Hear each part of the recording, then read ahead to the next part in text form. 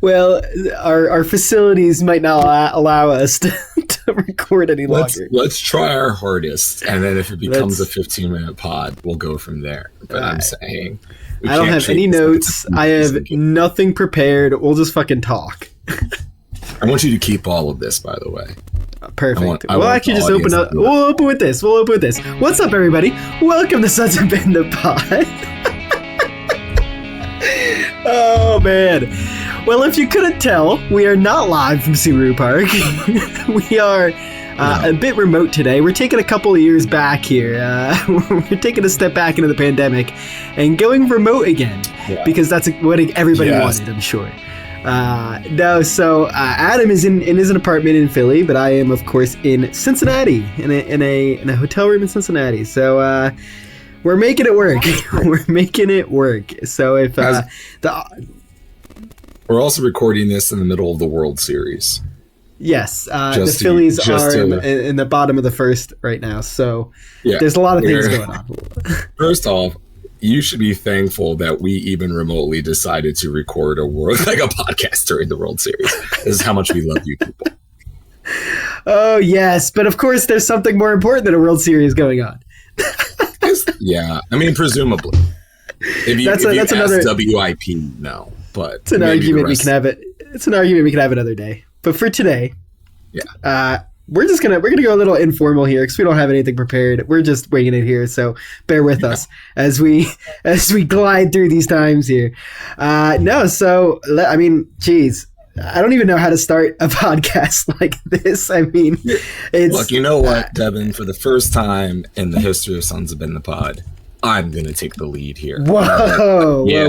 I know. I'm usually a reactor, but now I am a proactive individual in this podcast, and here's how we go. Devin, your Philadelphia Union are now the Eastern Conference champions after, I guess now, almost 13, 14, 15 years of soccer in this region. From the very beginnings at McGillen and Three Humans, we have now come to at the precipice of the North American Soccer Summit. That's right. I said we're better than Liga MX. I feel that way now, and I can't wait until we have that weird-ass tournament next year that proves such. But Devin, you are the leader of the largest tailgate possibly in the Sons of Ben history. You were on hand for the largest crowd in Philadelphia Union history, and you saw possibly one of the greatest moments that didn't involve a large trophy in Philadelphia Union history. So Devin, how you feeling? Oh, man.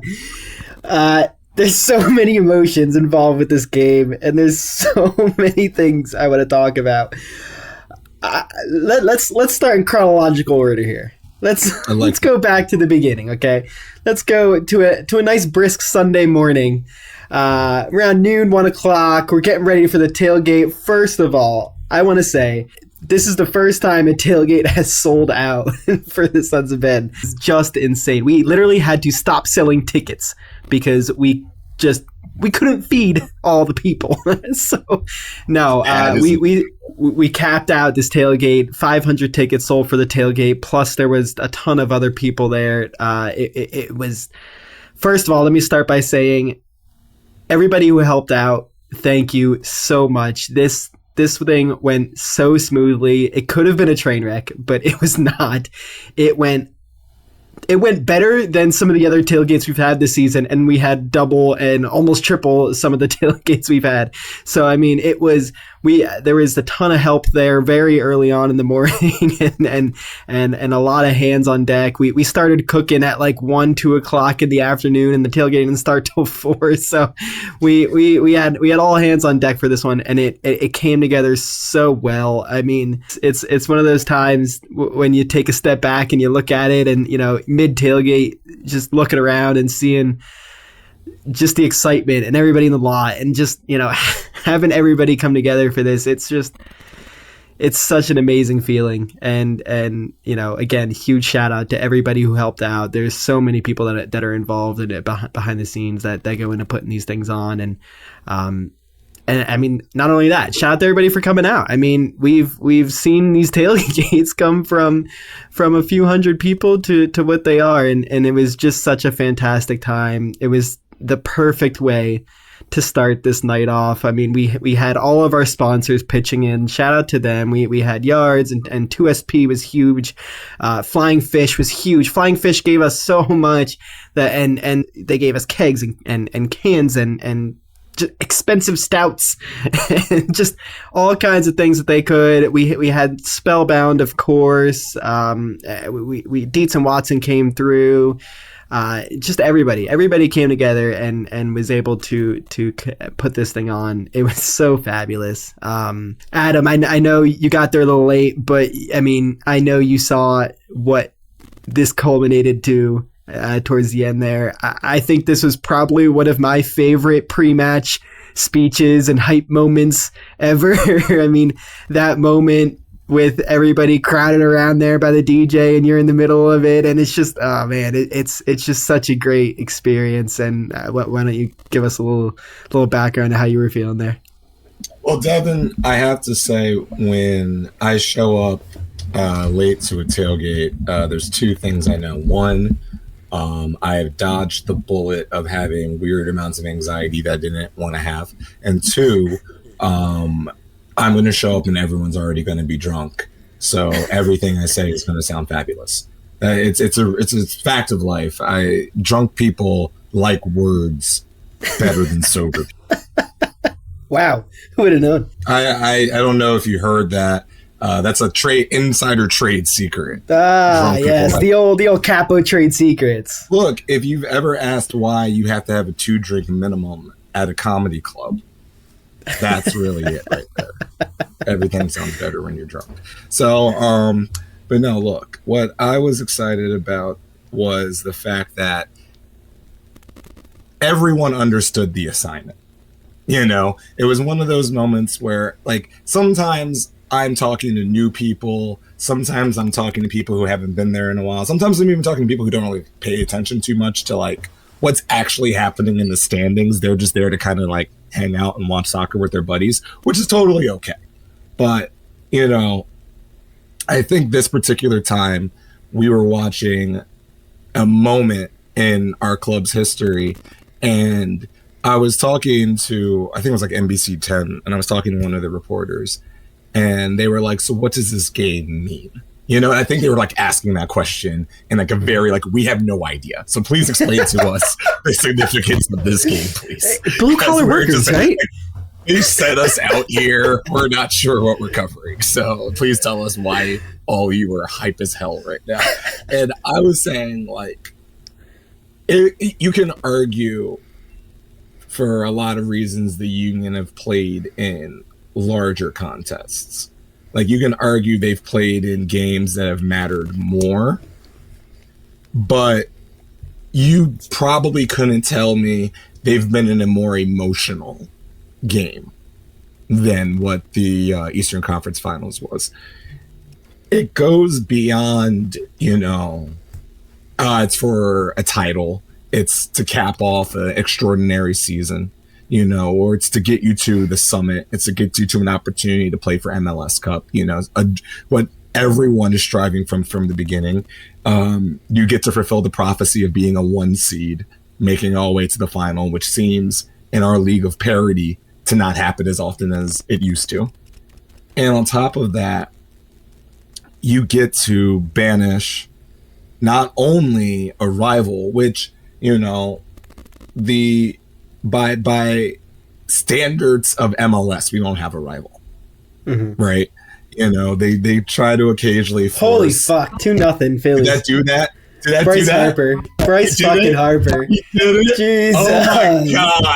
Oh my God. Why is this man real? How is this man real? How is this man? He is a god.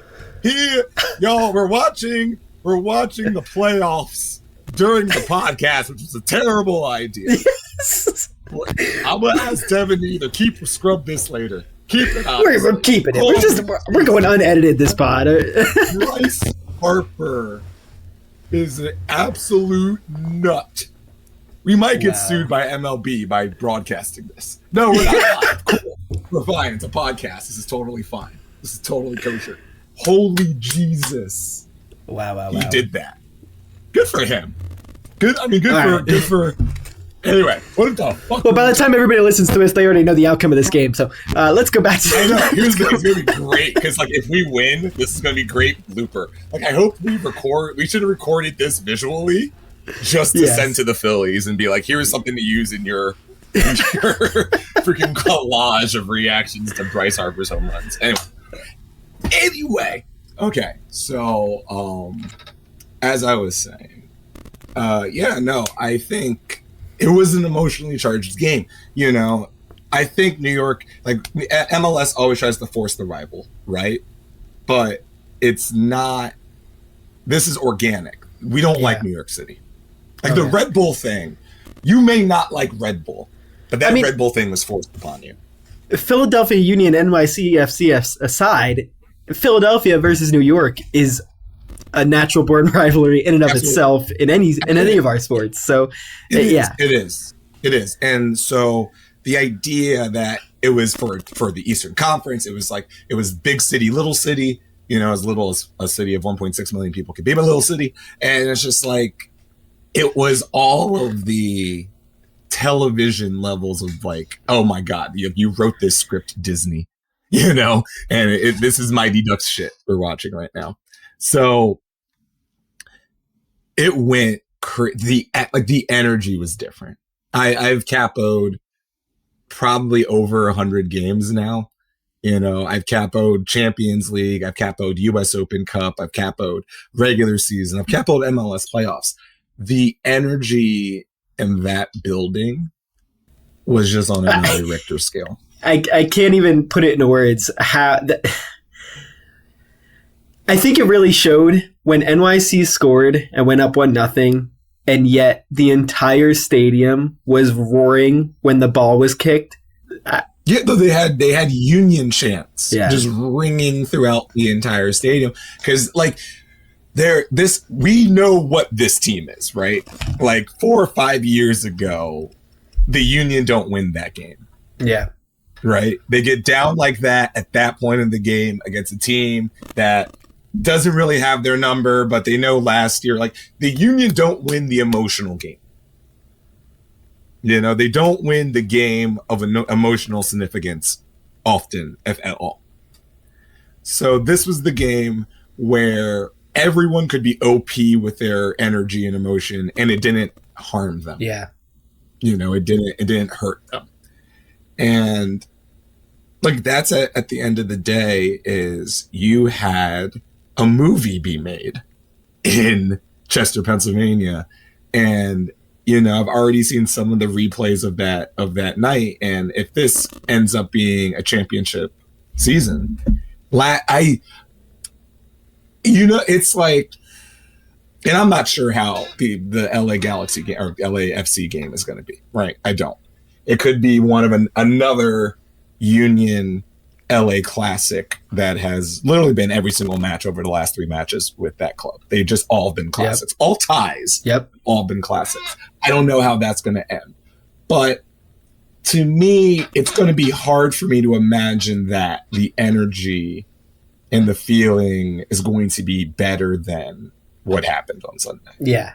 Oh, 100%. And it's just, and then obviously it's in LA, but even if it was in Philadelphia, it's just like, it's like when the United States beat the Russians and then like they still had to play the gold medal game. Like, that's not it. We got to do another thing. Yeah. But like it was that levels of you're down. It's them. Their fans are in your stadium. You've been bantering all week on every social media platform that has ever existed. You've been saying all year that their championship is fraudulent, that their star should be an asterisk. Like now you got to back that shit up, my B. Like now we got to win. Like you can't talk all that shit and lose that game. Yeah. It just is devastating. And even being down 1-0, the crowd was just like, get your shit together. Yeah. Come on. I mean, they're not better than we've seen this story before. Like literally, like it's just like they're not better than you, and we don't lose at home. So just get your shit together and let's go. And their response was borderline immediate, and then the response to the response was immediate, and it happened so quickly. I mean, oh man, there's so many emotions. I was so emotional during the last 20 to 30 minutes of this game. I just couldn't hold it in. I do want to mention before you go on to the goals, one of the moments that definitely got me emotionally, and I'm sure you can attest to this as well, looking around the stadium and seeing chants being sung not only in the River End, but seeing them sung throughout the stadium is something that we as Sons of Ben have dreamed of, since day one. I mean, this is something that we have been trying to cultivate for many years now, and to see it all come together, it's so hard to put into words, that feeling, but I don't know how to explain it. It's just realistically, when you think about, because we've seen it all. Atlanta fans don't really understand losing yet, right? They're just getting used to the ideas of them being kind of mediocre at soccer. They literally came into the league as a hurricane of footy, So when you have all of these when you have a lot of these teams now coming into MLS who have rosters that were more constructed and have ownership groups that threw more money into it and stadiums that were more conducive to larger crowds and all that, they don't understand the struggle. They don't understand what it means to grow something in Major League Soccer from a very organic position. Probably more so than anyone else currently in the league. The Union do. And I think to the fans, you get more of a testament to the awesomeness of the moment. You get the fans that have been here for over a decade, who have seen everything in between. Friend of the pod, Kevin Kincaid, did a nice little interview with MLS today about just basically the Union's history and how they came to this point. And it is a who's who of every single scenario that could befall a soccer team. Look, honestly, I talk about it almost ad nauseum. If you ever hear any of my pregame speeches to some of the crowd when we get inside the stadium, not just, at the tailgate, I'm always this is the season for the people who have been here for forever. The people who were in the back, the people who were in all the Sons of Ben slots when we weren't making the playoffs, when decision day meant nothing, when we were ending the season against Orlando and, now we're going to score 4 goals in a game kind of stuff, that this is what this year has been for us. Cause it's Sugarman can do almost a victory lap now, right? He's 2 steps away. And if they win the championship, he can do a victory lap. And if there was anyone who was just keeping receipts of all of the shit sent to him over the course of his years as ownership of the Union, they should put out a collage and just be like, how do you like me now? Because he bet on himself, his system. He bet on Richie Graham and YSC.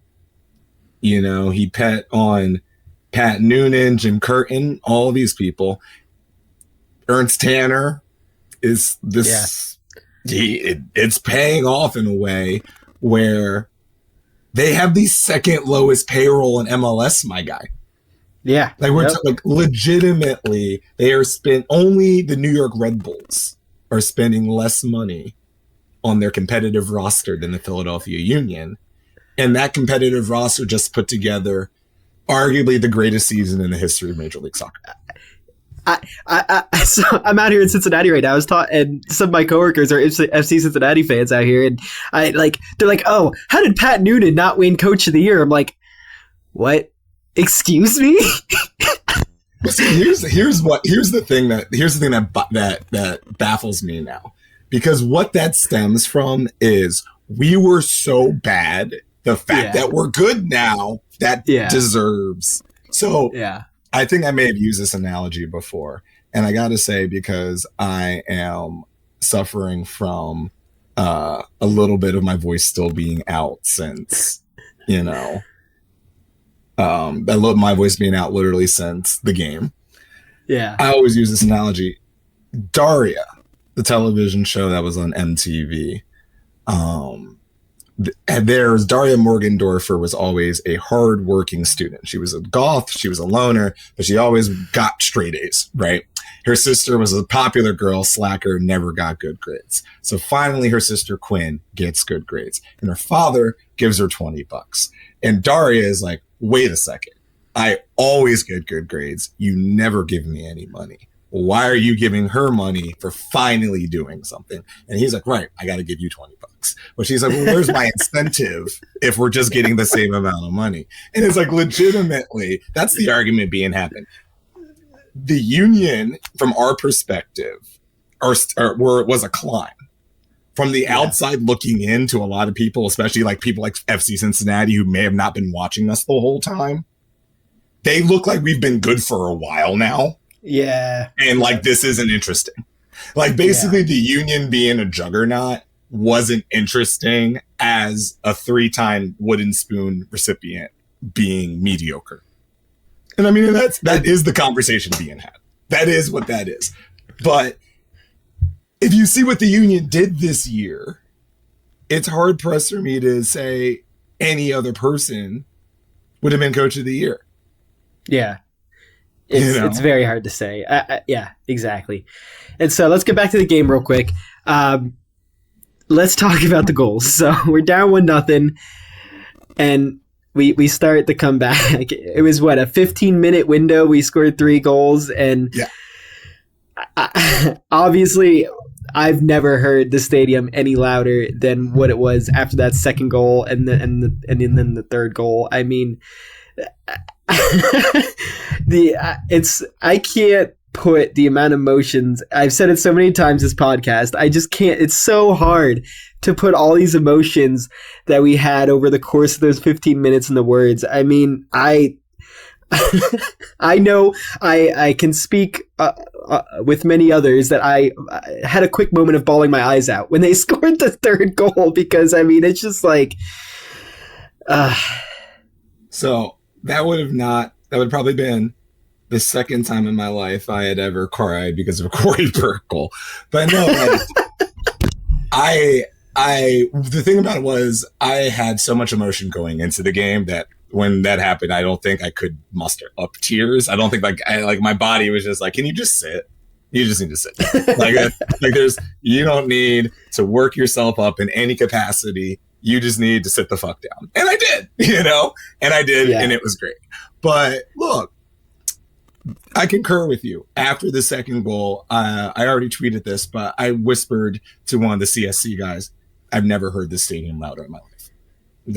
I've been here what is a crazy fact to me now is I've probably been to more Union games than not that have existed in Union history. It's like I've been to the majority of Union games in that stadium in its history, more than I've not. I've never heard that stadium louder in my life because, again, that emotion was behind it, and I think so many people understood that coming into that. Like, there's a lot of times you can go into a lot of arenas and you're not sure if everyone understands what's going on at that exact moment. Everyone in Chester, even if they were New York City fans or Philadelphia fans, knew 100% what was going on in that moment. And I listened to the replays of it. It's one of the first times I've listened to an MLS highlight where the audio peaks. I couldn't hear the broadcasters. The audio peaked. Like, it literally peaked on a world-class listening device. I saw Rob's swatch. It literally said there's a decimal ear issue rating. Like, you are in a loud place and you might need to leave it because it's going to cause you damage to your ears soon. I'm a fan of every single team in the city. I literally watched the Fusion before this podcast. Their season's over because duh. But I'm a fan of every team in the city. There has been very few moments where a crowd of 20,000 sounded like 60. Yeah. And that was, and just the goal itself. If we can just even talk about the goals. Like just the first goal, just to have the wherewithal to be like, ooh, substitution on a reset. The dumbest, that's where New York fucked up. New York was playing a very good game, and they fucked up because they said the Union have a free kick. Let's do a sub during it. And for that brief moment of confusion, the ageless wonder Jack McGlynn said, "Here you go." Let's see what you can do. Carranza was just like, wow, look what I have 4 feet in front of the net. Let me just little side kick. Oh my God, we're tied. And as soon as he scored that goal, you knew that it was coming. The Union were you knew what back. else was happening because the Union went into their bag for a half a second and did that shit that annoys other fucking teams in Major League Soccer. Like they did the thing that pisses off every other fan base when they play the Union, which is play the most beautiful version of soccer ever invented. Just cheeky as they want to be, a dominating force for good over evil. Alec Bohm solo home run. Oh my God. Don't tell me. Yes! Bum, bum, beat 'em. Bum, what the hell is happening? Bum, bum. God. Young King. I'm getting an Alec Bohm jersey if they win the series. I've already said. I don't like getting the main dudes. Everyone's got a Harper jersey. And like, don't think that I don't love Bryce Harper. But like, Alec Bohm deserves more checks in his life, and I want to contribute it by buying his jersey. By the way, that's the that is something I can get behind. That's the 1,000th home run in World Series history. That's fun. That's a fun fact, Alec Bohm, that you now possess. That is your legacy, Alec Bohm. That barely got over that fence, too. That just hopped over. Anyway, what were we talking about? So we had the 1-1 goal with Carranza. We had Gazdag's goal. Which was just an angry-ass goal. It was just, he shot at, like, Sean Johnson, either get down or lay down. Like, you're either going to avoid the shot or take it directly to the face and don't get up again. There was 2 options. Yeah. And Sean took the path of least resistance, and I appreciate that for him. Because that could have been Sean Johnson saw Qatar leaving him if he tried to save that ball. And he ducked. And he said, I'm good. Oh, I forgot to mention the goal that was called off. In the first half. He was off. He was off. But the roar from that goal, you can tell what kind of night we were going to have. I mean, oh man, it's mind-boggling. There's 2 different types of roars that I remember distinctly between this game and last game, or the game of the Eastern Conference Finals last year. The Shabilko goal was like, he scored. Okay, yeah, that's cool. Let's go. That goal, the first goal that was called off, was like, you goddamn right. It was just, you heard people clenching their teeth and yelling through that. Like, it was just like all of the emotion that ever was emotion was being poured out. Like, yeah, and then they get taken away, and then you got to do it again. But the Gazdag goal was just, again, like, I'm going. Oh, and the beautiful header down too. I mean, come on. Yes. He perfectly played. A perfect classic setup by the Union, ever so gently offsides. But he was offside. Yeah. I'm talking about the Gazdag goal. The one was the Carranza the Carranza header down to pass it. Yeah, oh man. Just into a perfect, like, that's the stuff, right? Ure doesn't score, right? Last night. He does not, or 2 nights ago, he doesn't score at all. His impact, insurmountable. Like, those guys up top, that 3, are in all of their goals involve each other. You know, it's very rarely that the Union are scoring like an individual goal. And you can tell the way that they work together, and the chemistry that they have up front there. It's just it's unprecedented for the Union to have this up front. I mean, and then you want to talk about, if that's not good enough, we'll bring on Corey Burke. Who? Like, give Corey Burke his flowers, people. Dude, give Corey Burke his flowers because he deserves them. Like, Corey Burke deserves. How are you going to trade Sergio Santos but keep Corey Burke? You know, he's a liability. He's not good enough. He's a USL striker in a MLS striker's body. And it's like Corey Burke, time and time again, does his job. Does his job. Like, what is even more impressive to me was his miss against Cincinnati, where he takes a turnover in front of the box, gets the ball back, and is 2 feet away from upper 90ing a shot that he's shooting off of his back foot.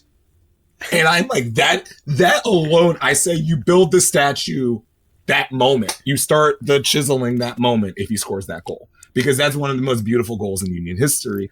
And it's the most Philadelphia goal ever. Because it was just hard-ass work. And his goal, his third goal, is the epitome of Corey Burke. Because he's like, first off, I'm taking the ball coast to coast by myself. Because I'm bigger and I'm stronger than all of you. None of you can stop me. I'm physically imposing.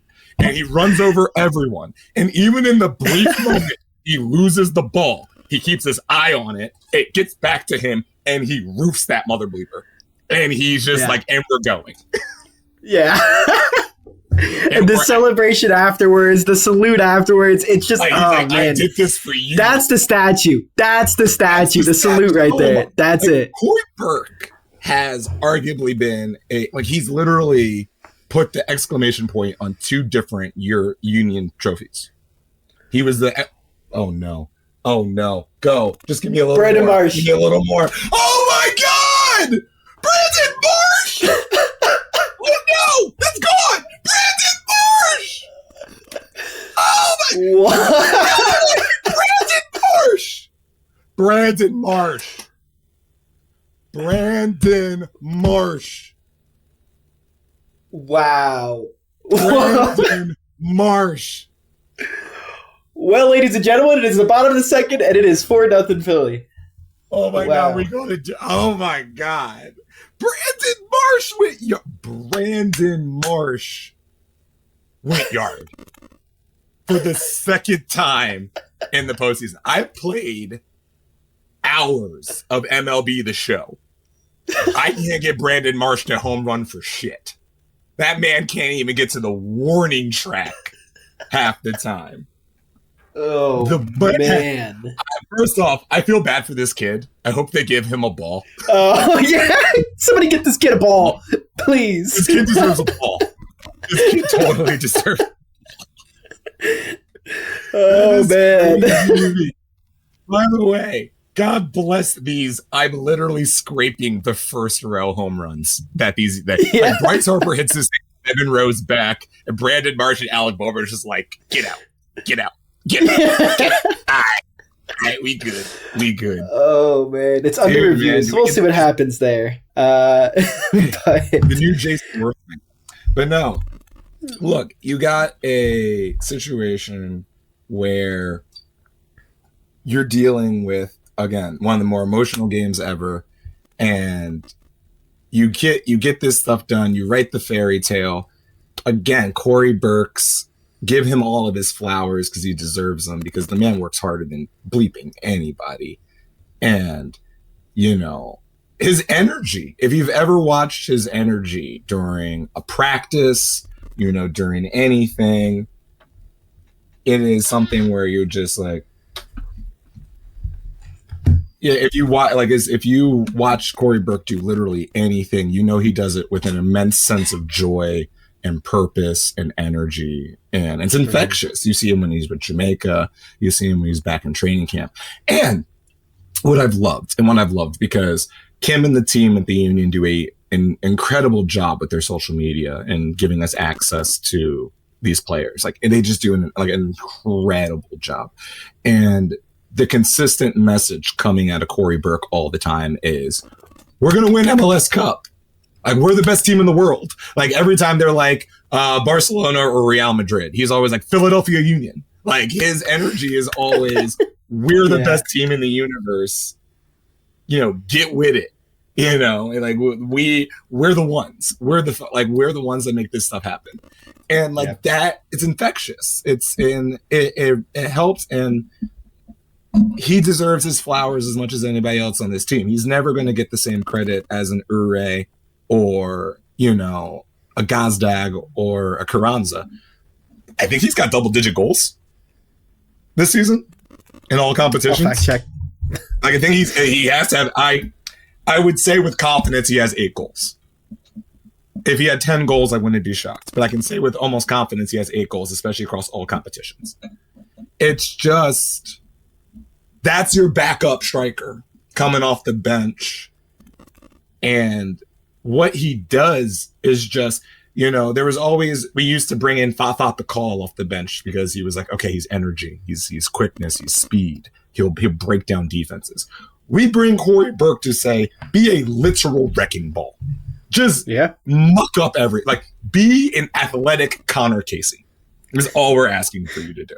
Just go in there and make sure everyone is upset about your existence. And he does it every single time. And he does it so well. And let's not forget Andre Blake coming up with a couple big saves, but there was the one huge one when it was still 1-0. I mean, that's just an Andre Blake save if I've ever seen one. Off of his forearm. Like, it wasn't even like a clean. He just threw his body in the general direction of the ball, and it was like perfect save. And that's exactly what Jim Curtin meant when he's like when he said that Andre Blake in the goalkeeper position is the most important position on this team.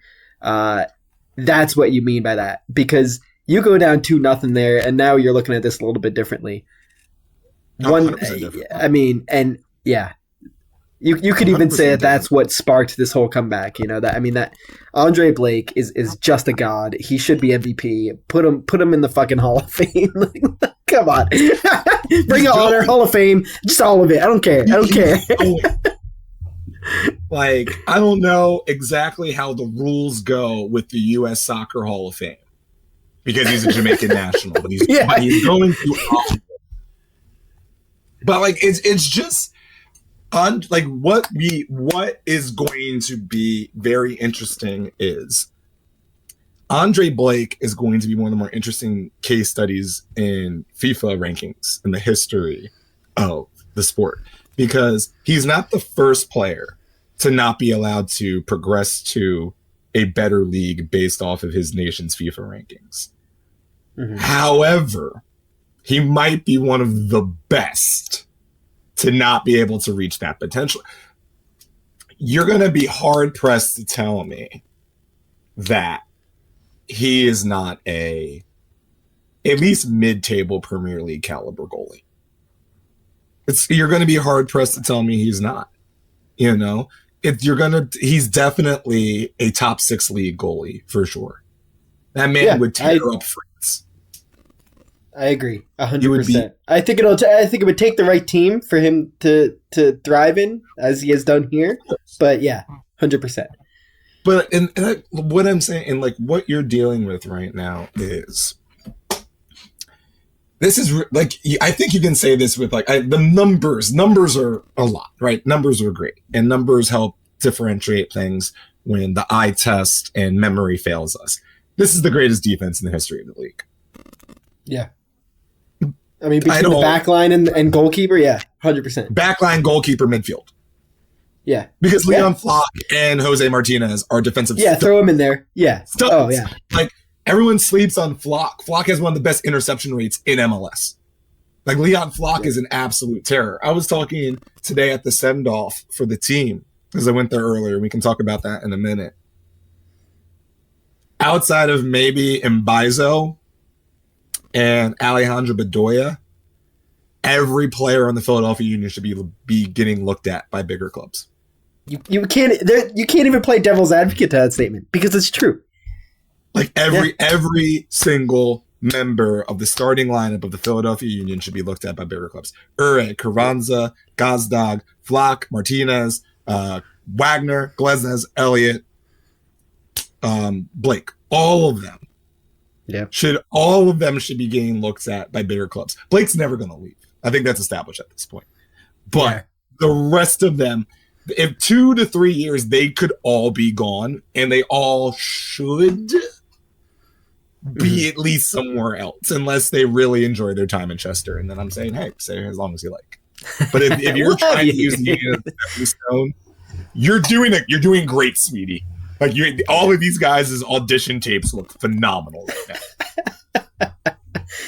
And so, yes, the game ends 3-1 Union. We have the trophy ceremony. We have the celebrations in the river end, the jubilant hugs, and just, oh man, I mean that half hour to hour of my life is one of the most amazing memories, and I will never forget any of it. It's just so amazing to have been a part of this, and I can't say enough about it. It's just, it's been such a great ride so far, and we keep going.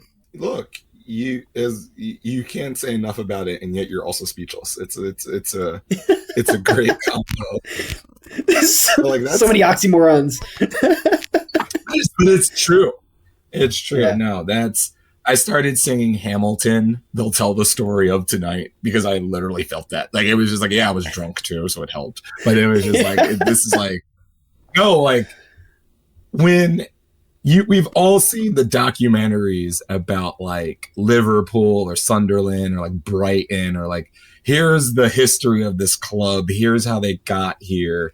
You know, here's all the legends who used to play for them. And they talk about their moments of glory and their moments of triumph. And you're actively living through a moment of glory for your club. Yeah. You know, the 2022 Philadelphia Union will be a conversation piece in this club for 100 years. Yeah. Because they were that level of good. You know, even if we don't win on Saturday, they were that level of good. They were putting together scores that looked weird for hockey. And it's the second lowest spending budget in second lowest spending budget in the league. Or again, executive of the year should have been Ernst Tanner off the bat. Owner of the year should be bleeping Sugarman. Like, this is the model. If you're trying to run an MLS franchise to the best of your ability, this is the model. This is it's just like every other owner in MLS wants to be Jay Sugarman right now. That's not a joke. That's not a hyperbole. That's not a joke. Jay Sugarman owns a stadium, owns land around a stadium, is continuing or owns some parts of it. We'll fix that. He owns because doesn't the county or township of Chester own the actual stadium? Isn't that a thing? I don't know. Yes, but all right, we'll go into the semantics of it. Glad I could help. He's in control of this franchise in a way where his investment has already gone tenfold, right? Yeah. Like the money he originally spent on the Union, he's already made tenfold of that. He's got people like Kevin Durant investing in his club because they see the potential. You have the academy that by the 2026 World Cup is probably going to produce the most amount of American players on the national team roster on average. You know, mm-hmm. You have a sporting director who, without fail, uncovers just the best talent time after time after time. Again, Kai Wagner, who heard of this person before he got here? He's now the best left back in the league. Jack Elliott was I think he was an Ernie draft pick, but like Jakub Glesnes, you know, Leon Flock, who's still a child, by the way. You know, Jose Martinez, who is the best at his position in the league. You have multiple of these guys who were complete nobodies 4 or 5 years ago, completely on no one's radar. And now you've got them in a way where teams from the biggest leagues in the world are looking at them saying, he might be something. He might be something. You know, it's just, you have the model franchise. You have the standard that every other MLS owner wants. Not every MLS fan. Because MLS fans love big names. They love Bale. They love Chiellini. They love these guys showing up. But for what you're trying to accomplish, which is save the most overhead and accomplish the most, you have the best case scenario for that. All right, so I think we've gone ad nauseum about the game. We can't talk about it enough, but we have to move on here and talk a little bit about LA. And actually, before we get to LA, let's talk about the send-off event you guys had down there today. Yes, how'd that go? It was great. Really solid crowd out there. You know, a bunch of the regulars. It's kind of hard to take off on Tuesday at like noon. Of course. On a very, very short notice. No, very, very short notice. But, you know, enough people did, and it was cool. You know, Jess was there. Shout out to El Presidente. And, you know, it was really cool. Fang was out there, you know, a lot, like kids were out there, adults were out there. You know, it was one of these moments where this club means a lot to the people who come to these games. You know, like I believe for some people I know, the Union are the only team they follow. You know, they don't follow any other team in Philadelphia. They just follow the Union. And that's mainly because of the atmosphere, the camaraderie they've gained, and all the other the aspects of being a fan of this game. So you could see how much these guys meant to them. They were cheering the trainers. They were cheering the support staff. When Kim came out, they were like, they were chanting admin. Like, first off, shout out to everyone knowing that Kim runs the Sons of Ben account, or that Kim runs the Philadelphia Union account. Like, shout out to everyone knowing exactly who's the person who's sending out spicy tweets after every game, because that's her. And if you ever met Kim, she is that spicy. You couldn't tell, but if you talk to her, you're just like, oh no, that's you. Like, that's not a pretending. No, you're that person who wants to send those tweets. I get it. I love it. But, you know, everyone, like Wawa got a shout out because they did the catering, and everyone, it was great. It was just, the vibes were immaculate. And I think above all, that team knows what they mean to this city, and that we have their back. And I think I've heard about more people than I was even expecting who were like, yeah, I'm going to Los Angeles. Like, duh, you know, I'm already booking my flight. I'm going to get the package. I'm going to figure it out. Yep. They're going to have a strong contingency there. Like, they're going to have a lot of people. I will be there. What's up? And you? I will be there. Yes. Devin's going as well. Like, Devin's going. I have a wedding I have to go to, so I can't go. But, you know, I think Philadelphia is going to be very well represented. And it's cool. You saw them get on the plane and all that. They looked happy. They looked excited, you know. They looked loose. I think they can win, and I think that's really important. You know, there's no reason they shouldn't. There's no reason they shouldn't be going in that building and thinking they can win. This is a scenario where, and I'm not a betting man. I don't really do the Vegas odds often, but I got to assume it's a push. You know, I can't for that. I can't imagine that even if LA is the favorite, it's by any very large margin of point. You know, they finished with the same amount of points. The only reason why this game is in Los Angeles is because of the games won versus points total and goal differential thing. This easily could be playing in Chester next Saturday. You know, there's no sizable gap on paper between these two clubs. If you want to talk about the talent level, on paper, it seems like a sizable gap, but the Union have said bring whomever. I mean, I would say on paper, this looks like one of the best matchups in MLS Cup that we've had, because you have the two best teams in the league. This is what you want. You want the two best teams to be playing in the final, and that's what you have. Well, more or less, I mean, in terms of like recognizable names and of course, like, LA has all the names. Exactly. Like, it goes without saying that MLS would have preferred New York City. Because here's the kicker to having your low payroll and, you know, your sporting director who's unturning stones in like the Bundesliga 2 and everything like that. It's not as marketable for them. It's harder to sell the Union. That's why Andre Blake is your principal, you know, advertisement wheel. Which is the honest goodness truth about that. Like your greatest advertiser is a goalie. I love that. Love that for you. Doesn't necessarily move the needle in the way that you're hoping. So, like, MLS would rather it be someone that they can put a little bit more gravitas on, like a Maxi Morales or something. But here we are. Sucks to suck. Broke the doors off. What can you do about us? We're here. And here we are. I'm excited about it. We can now walk into this LA and we can go. Yeah, I mean, so I fly back from Cincinnati Friday morning at 8 a.m. and I get on a flight at 8 p.m. to go to LA.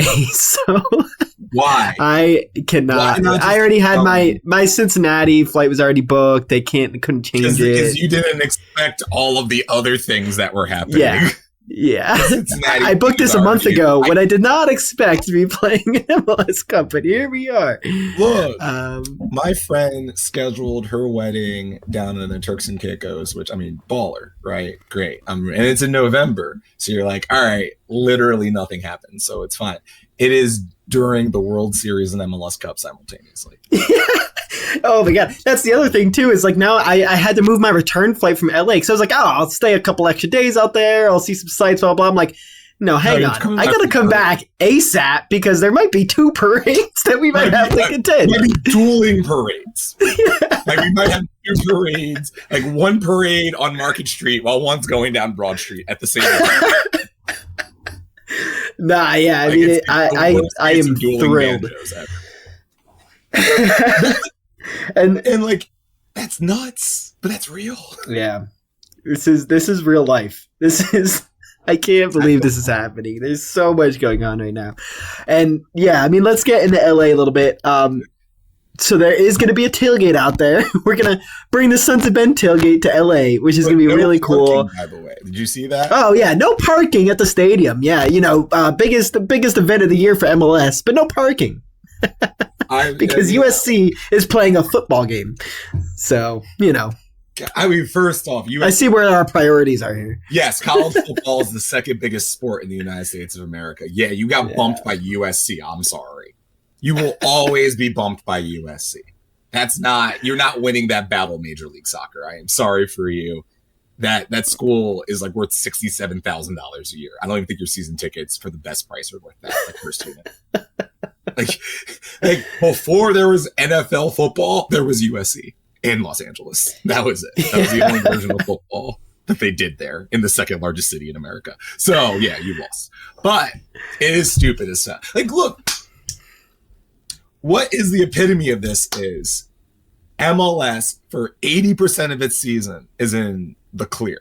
Because sports doesn't really happen during the summertime in a way that interferes with them getting their schedule done. Like, the irony of NYCFC is it's not but so often that they actually have to work around the Yankees. Because 90% of the time, that shit's already done out months in advance. The problem is, when they end their season is in the heart of everything. Yeah. Like, they end their season at the worst possible time to have any individual attention drawn to. Yep. I gave someone an analogy real quick. I know I've been rambling, but St. Joe's in 2014 went to the NCAA tournament.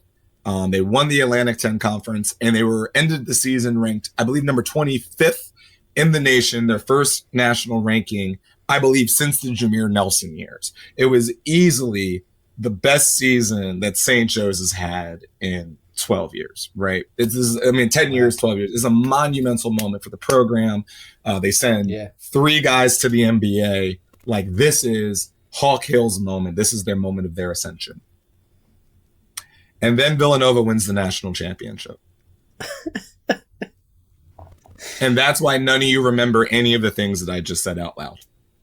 Yeah.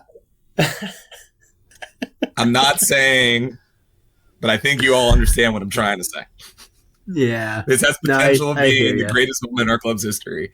And there's a World Series. Yeah.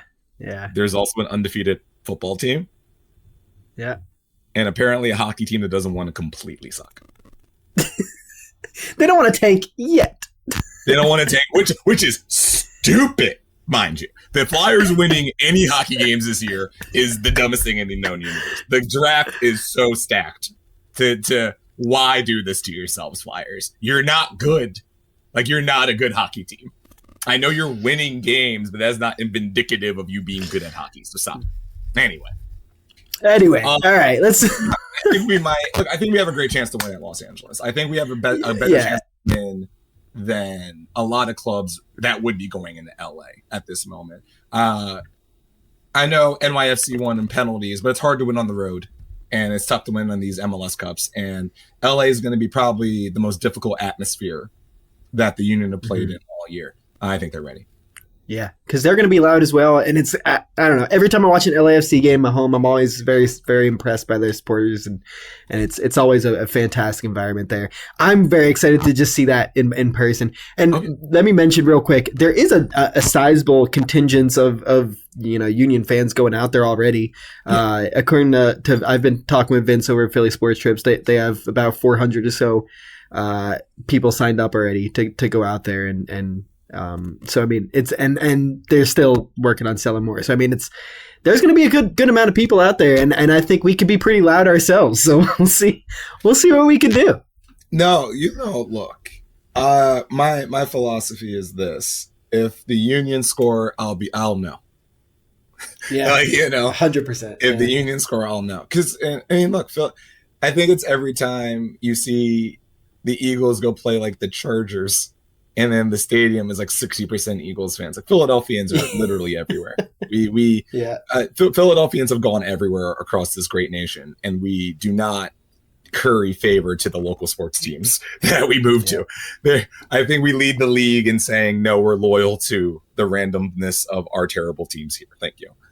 So I think we're going to have a good contingency out there. I think we're going to have a lot of people who are excited for the moment. I think we're going to have, this is an opportunity. Let me hold on before you talk about the game real quick. Let me take one more step back. For the tailgate itself, I've been talking to Vince. We're working on trying to bring some elements of the Sons of Ben tailgate out there and give it a little bit of a Sons of Ben vibe, even though we're in LA. We're working on this tailgate's really going to be awesome. I'm really, really excited for what we're going to put together here. It's going to be a fantastic trip. I can't say it enough, but sorry, go ahead. Talk about it. We'll get into the game a little bit. Well, let's say that's your job, first of all, so that works. Yeah. That's kind of your job. So that's okay. That's fine. And Vince does a great job. I saw his Eagles tailgate when they went out to Arizona, and that was incredible. So I have no doubt that even at last moment, like, the thing about it is Vince was thinking about this for a while. Like, Vince was always just like, okay, there's a good chance we're going to Los Angeles, so let me just get this thing holstered, just in case like the chips fall in May. So this wasn't. Yeah, he had his plans in place. Yeah. Yep. Exactly. Yeah, this wasn't a spur of the moment thing. We kind of anticipated this might be an option. So, but that's going to be great. Game wise, I think we can match up with them well. I think we have individual talent that can match their talent. They're just maybe not as famous as their individual talent, but we have the players. They're very good. They've won a lot of awards. I think we are more than capable of going to Los Angeles and winning this game. And so do I. And I don't see any reason why we can't. We should be confident in the fact that we could do it. As we said, we've done it before. We've played huge games in their stadium before, and we'll just do it again. Simple. Nothing deep about that. No, we'll just take care of business. I mean, and I think we can. And I'd like to do one more podcast with you this year that is not just a wrap-up show, but also something where I'm in Subaru Park with champagne. Yes. Well, we're going to do a lot. Yeah. Oh, all right. I'm not going to say anything yet. No, I got ideas. We'll get guests, we'll get some streamers. I'll get a costume. It'll be great. I'll dress up like Jason Kelsey at the Super Bowl. It'll be great. Oh, yes. Oh, man. All right. I have to believe that's now a more readily available costume in the greater Delaware Valley. It's got to be. It's straight a Mummer's outfit that he stole, but now I think it's an official costume somewhere at like a Spirit of Halloween. Oh, yeah. 100%. I do want to see what they call it, because they're like Grand Theft Auto, where they can never call it what it actually is. They have to like use a makeshift kind of like false brand name. It's like football celebration costume. Yeah. Football ticker tape celebration outfit. Is literally. Oh man, and we're gonna. We might have a lot more celebrations over the next week. But by the next time we talk, because it's gonna be like that. By the next time we talk, I would like to be delirious. That would be. I don't want to know my name. Like, right? I want us to forget to do this podcast and then do it. Like that's how I envision next week in the perfect world for Adam Booth. It's just like, oh shit, I have to do that. I haven't stopped drinking since Thursday. Yep, and it's man. All right. I don't know. What else do we even say about this? Absolutely nothing. We've been going for almost an hour now. It's time to let these people off the hook. All right, it's been a little bit informal this week. A little bit, maybe a little less audio quality. We'll see how this comes out. But I can't wait. But thank you for listening, everybody. What a weekend it's going to be. We'll see you out there. If not, we didn't even mention there will be some watch parties locally as well. I know as a Sons of Ben group, we're working with the front office to find the best option there. I know the front office is also sending some things out to feel some of the vibes and see where people want to go and getting that together. So there's definitely going to be some local stuff to go to. By the time this podcast comes out, I'm sure that's all finalized and figured out. But so yeah, there will be that. So yeah, we will see everybody out there this weekend. And I don't even know how we send this one off. Adam, wash your hands, because them spirit flights are nasty.